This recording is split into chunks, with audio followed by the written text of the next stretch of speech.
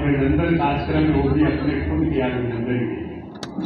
और जैसा कि हमारे सम्मानित अध्यक्ष भाई इस हाट के कुणाल शुभम जी बता रहे थे कि 75 सालों से ये हाट चल रही है, क्योंकि 75 साल जहाँ पर आता है तो हमारी याद और ताज़ा हो जाती है। 75 साल से यहाँ हाट चल रही है और 75 साल के बाद औरंगाबाद में आपके बीच का भाई और बेटा 90% का बेटा 75 साल के बाद पहली बार औरंगाबाद में सांसद बना है। समझिए इस चीज को, दोनों अंतर।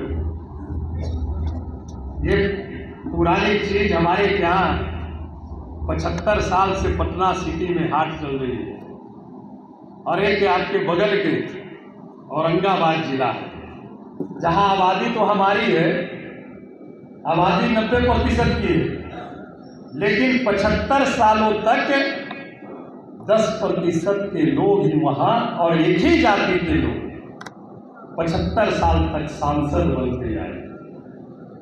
हम धन्यवाद देना चाहेंगे आपके मार्फत परम आदरणीय समाजवाद के पुरोधा लालू प्रसाद यादव जी को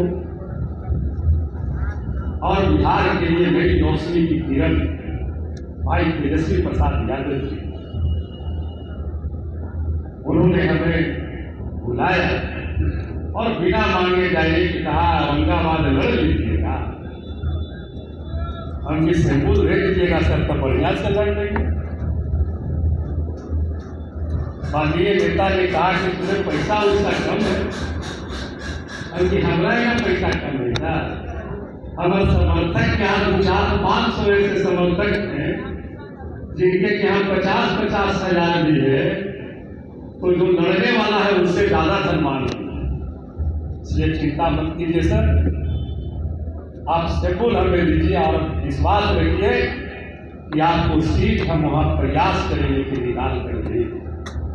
और मैं धन्यवाद देना चाहता हूं औरंगाबाद के 90% की आबादी को और बिहार के तमाम, चाहे पटना सिटी हो, वैशाली हो, छपरा हो, सिवान हो, जमुई हो, जहानाबाद हो, नवादा हो, उन तमाम जगहों के सभी सम्मानित जो हमारे चाहने वाले वहां जो नहीं भी जा सके, पटना सिटी से हो, पटना से हो, दानापुर से हो, जो सब लोग चाह रहे थे कि अभय कुशवाहा जो औरंगाबाद से लड़ रहे हैं उनकी जीत सुनिश्चित हो, चाहे फेसबुक के माध्यम से हो, किसी रूप में हो, चाहे टेलीफोन के माध्यम से हो, अगर उनका कोई पर्व परिवार है, दोस्त यार है, तो उनको भी लोग यहाँ से बैठ करके और वहाँ फोन पर हमें समर्थन करने के लिए कहा। उन तमाम लोगों को भी मैं शुक्रगुजार हूँ जिन्होंने पूरी मजबूती के साथ हमारा समर्थन किया और इसी समर्थन का प्रतिफल रहा कि 75 साल का रिकॉर्ड आपने तोड़ने का काम किया। आपके सहयोग से वहां पर आपका विजय स्थापित। ये कोई मामूली जीत नहीं, चुनाव हम लोग जीते और एक उपलब्धि और परम आदरणीय लालू प्रसाद यादव जी, तेजस्वी प्रसाद यादव जी ने देने का काम किया। लोकसभा में संसदीय दल का अभय कुशवाहा को नेता भी बनाने का काम किया। ये सिर्फ अभय कुशवाहा को नेता नहीं बनाया गया, ये हमारे पूरे समाज को सम्मानित करने का काम राष्ट्रीय जनता दल के माननीय नेता के द्वारा किया गया है। और आपने देखा होगा जब हम चुनाव जीते और महागठबंधन से तकरीबन 7 उम्मीदवार अपने समाज के लोकसभा में लड़े, तो एक परिवर्तन की लहर दौड़ी और कुशवाहा समाज का वोट एनडीए से महागठबंधन में बहुत जगह पर शिफ्ट हुआ, स्थानांतरित। एनडीए के लोग घबरा गए चुनाव के बाद, रिजल्ट के बाद, और जब नेता बनाया गया तो घबराहट और बढ़ गई। जब घबराहट बढ़ गई तो आनंद फानन में आपने देखा होगा जनता दल यू से अपने समाज के बेटा को एक विधान परिषद भेजने का काम किया और भारतीय जनता पार्टी ने एक राज्यसभा देने का काम किया। आपने देखा होगा साथी बैठे हुए हैं हमारे राजकिशोर बाबू, याद होगा समाज का एमएलए एमएलसी का टिकट सीट था रामेश्वर कुशवाहा जी का, उनका खाली हुआ। उस समय कुशवाहा समाज ने कोई याद नहीं आया। उस समय क्योंकि आप सभी लोग पटना में रहते हैं, हम लोग तो पटना कभी कभी आते हैं, लेकिन आप सभी लोग पटना में रहते हैं, इसलिए आप लोगों को ज्यादा याद हो। रामेश्वर कुशवाहा जी का एमएलसी समाप्त हुआ तो उस जगह पर किसी कुशवाहा के बेटा को भेजना चाहिए था। तो उस समय भाई नीतीश बाबू को कुशवाहा समाज याद नहीं आया और किसी और को कुशवाहा की सीट पर विधान पार्षद में भेजने का काम। और वही जब लोकसभा में देखा कि नहीं, जब हमारे साथ कुशवाहा का वोट बिखर रहा है तो तुरंत में एमएलसी बना करके भाई भगवान सिंह को भेज देने का काम। तो देखिए हम सिर्फ 2-4 बातों का जिक्र करना चाहते हैं, बताने की जरूरत नहीं। सारे लोग हैं, हम ज्यादा कोई राजनीतिक बात नहीं करना चाहते, हम सिर्फ आपसे आग्रह करना चाहते हैं। देखिए हमारे समाज की शायद जितनी बैठकें होती है, शायद मैं समझता हूं कि किसी समाज में इतनी बैठक नहीं होती, हमें लगता है और जो मैं देखता हूं। लेकिन उसके बावजूद भी इतनी बैठक, इतनी संगठन, और उसके बावजूद भी हम लोग बिखरे हुए हैं। और जिनकी कभी बैठक नहीं होती है वो सारे समाज एकजुट होकर के अपने को नेता मान करके सब जगह खड़े। हमारे यहाँ शिक्षा भी बहुत अधिक है, हमारे लोग शिक्षित भी बहुत ज्यादा है, हमारे लोग हर एक क्षेत्र में आके बढ़ चढ़ करके हिस्सेदारी निभाने का काम करते हैं। हम लोग अधिकतर देखते हैं बिहार में हर एक जिले में हमें जाने का अवसर मिला है। मैं तकरीबन सभी जिले में घूमा हूं, जहां जाता हूं तो करीब 90% जहां हमारी सबसे ज्यादा आबादी होती है वहीं पर हमारे समाज के लोग चुनाव हार जाते हैं। चाहे पंचायत का चुनाव हो, जिला परिषद का चुनाव हो, वहां पर हम लोग हार जाते हैं। और जहां पर हमारी जनसंख्या कम होती है वहां पर हम चुनाव जीत जाते हैं। तो इस चीज को समझने की आवश्यकता है। आप सभी बुद्धिजीवी, सभी राजनीति से प्रेरित, आखिर कमी है कहां? हम उस कमी को दूर कैसे करें? दूर न तो आप हमारे कहने से कर सकते हैं और न ही तो फतेह बहादुर सिंह जी के कहने से करिएगा और न रामेश्वर बाबू के कहने से करिएगा। इसमें आत्ममंथन करना होगा, एक चिंता करनी होगी कि हमारी राजनीतिक वजूद कैसे बचे। हम सिर्फ कह रहे हम संसदीय दल के नेता हो गए, पटना में एक रैली बुला करके कर दिए कि समाज हमको नेता मानो, समाज दौड़ गया मुख्यमंत्री हमारा कैसा हो, अभय कुशवाहा कैसा हो, लग गए। ऐसे थोड़ी होता है भाई। अगर इस तरह से होने लगे, मुख्यमंत्री बनने लगे तो फिर दिक्कत थोड़ी होती। ऐसे नहीं होता। आपको साथ लेके चलना होगा, आपको देखना होगा। जीतनराम मांझी जी कैसे मुख्यमंत्री बन गए? कोई सोचा था कभी कि जीतनराम मांझी जी मुख्यमंत्री बन जाएंगे? उस समय हम जनता दल यू में थे और जब उसके बाद हटाने का प्रक्रिया चालू हुआ, हटाई गई उनको, तो हम माननीय मुख्यमंत्री जी के साथ अकेले बैठे हुए हमारी जब चर्चा हुई तो उन्होंने कहा तेरे अभय सही बात करते थे कि हम तो चाहते थे, जो अभी राज्यसभा में है, हम तो चाहते थे आज अगर वो रहता हमारे साथ तो आज जीतन राम मांझी आते हैं। और मैं उस चीज को भी एनालाइज करता हूं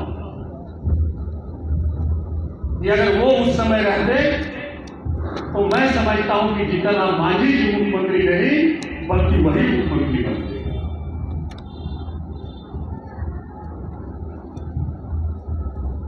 इसलिए राजनीति बहुत तुरुप चीज होता है, कब किसको क्या मिल जाए कुछ नहीं कहा जाता। धैर्य के साथ राजनीति करने की आवश्यकता है। हम जनता दल यू में थे, महागठबंधन से हम विधायक बने थे 2015 में। 19 का लोकसभा चुनाव हो रहा था, मैंने मुख्यमंत्री जी से मिला, हम टिकट की मांग कर रहे थे कि आप हमें लड़ाए वहां से। उन्होंने कहा कि इस बार हम हाथ जोड़ते तुम उम्मीदवार मत बनो। हमने कहा कि आप हमारे सामने हाथ नहीं जोड़िए, आप हमें आदेश दीजिए, हम आपके आदेश का पालन करेंगे। लेकिन जो सच्चाई है वो मैं रखूंगा, और मैंने रखा। और जब मैंने रखा तो उस बात को वो माने भी, और मानने के बाद जहानाबाद सीट हुई, उसके बाद फिर परिवर्तन हो गया। तो हम लोग से मिलने से भी इनकार। हम यहाँ 7 दिन बैठे रहे कि मुख्यमंत्री जी हमसे मिलकर बात करी, बुलाने के लिए तो छोड़ दीजिए। खबर भेजते हैं टेलीफोन से मिलने की बात, खबर भेजते हैं कि संजय झा जी से मिल लेने के लिए। अरे भाई, हमारा नेता संजय झा जी हो सकते हैं क्या? हमारा नेता ललन सिंह जी हो सकते हैं क्या? उनके नेता हम हो सकते हैं, हमारे नेता संजय झा और ललन सिंह नहीं हो सकते। और मैंने इसका विरोध किया। राष्ट्रीय जनता दल में आए और आपके सहयोग, आपके आशीर्वाद से आज हम इस मुकाम पर हैं। आपके सहयोग से आज हमें आपने अभिनंदन किया। तो ये सारी बातें हैं, हम चाहेंगे कि एक बार मंथन करने की आवश्यकता है। ये जो लोग दिग्भ्रमित करने का काम जो लोग करते रहते हैं, दिग्भ्रमित करने का, तनी सा कोई भी कुछ भी बात होती है तो जितना एनडीए गठबंधन के नेता है सब माइक पकड़ लेंगे। तेजस्वी जी अगर बोले कि यहाँ पर भ्रष्टाचार हुई है, यहाँ पर हत्या हुई है, तो सीधे माइक सब पकड़ेंगे और सीधे चल जाएंगे 15 साल पीछे की बात करेंगे। 15 साल पहले क्या था, जंगल राज था, लालू जी का शासन देखिए। अरे भाई, बात अभी की हो रही है, आप अभी की बात कीजिएगा। जंगल राज कहां से आ सकता है? वो जंगल राज नहीं था जिसे ये लोग जंगल राज कहते हैं, रियल में वो जंगल राज नहीं। वो जो 1990 के बाद का दौर था, वो बिहार में लालू प्रसाद यादव जी के नेतृत्व में एक व्यवस्था परिवर्तन की एक लड़ाई लड़ी जा रही थी। अगर वो लड़ाई व्यवस्था परिवर्तन की बिहार में नहीं लड़ी जाती तो मैं समझता हूं कि इस तरह का सुंदर बिहार आज हमें देखने को नहीं मिलता, जिसका जिक्र फतेह बहादुर जी आपके सामने कर चुके हैं। भेदभाव, ऊंच नीच, क्या स्थिति थी? 90 के पहले किनकी सत्ता थी? 90 के पहले किनकी सत्ता थी? आप याद कीजिए। जयदेव बाबू की शहादत होती है, जिक्र किए जननायक कर्पूरी ठाकुर मुख्यमंत्री बने। मुख्यमंत्री बन रहते भर में जननायक कर्पूरी ठाकुर जी को भर्ती गालियां देने वाले कौन थे? और जो गालियां देने वाले थे 2005 के बाद, जो 90 के पहले जिस पार्टी में थे, कांग्रेस,